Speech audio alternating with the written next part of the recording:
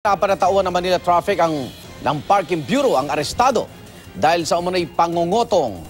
Target daw nila mga truck driver na pilit ginagawa ng violation. Darito ang unang balita, exclusive!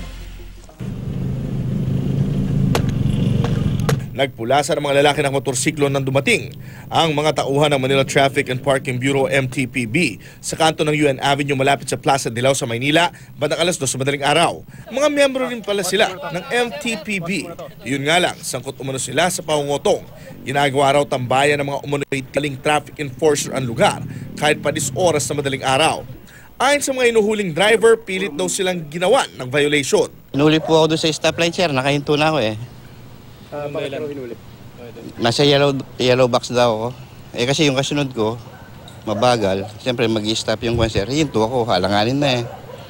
Tapos ano sabi sa'yo? Yellow box daw, sir. Tapos dadalhin daw yung kwan.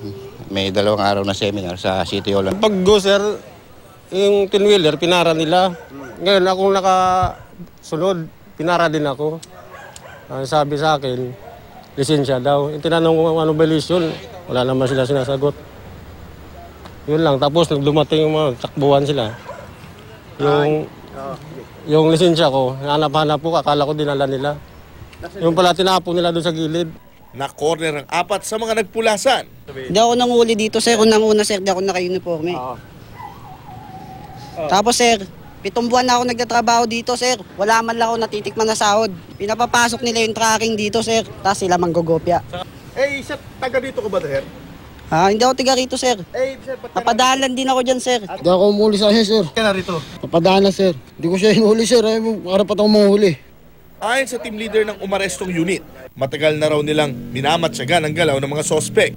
Nakakalungkot nga lang daw na kasamahan nila at aktibo pa sa serbisyo ang mga nangungotong na kailangan nilang arestuhin. Maharap sa kasong administratibo ang mga sospek. Huwag po kayo basta-basta magpapabiktima sa mga MTPB, lalo na ng huli sa gabi. Kailangan mayroong presence lagi ng team leader yan. Kung wala, ay marapat lang na ipaalam nyo kagad sa kapulisan o sa aming opisina sa MTPB. Ito ang unang balita sa Maynila. Jay Sabale reporting.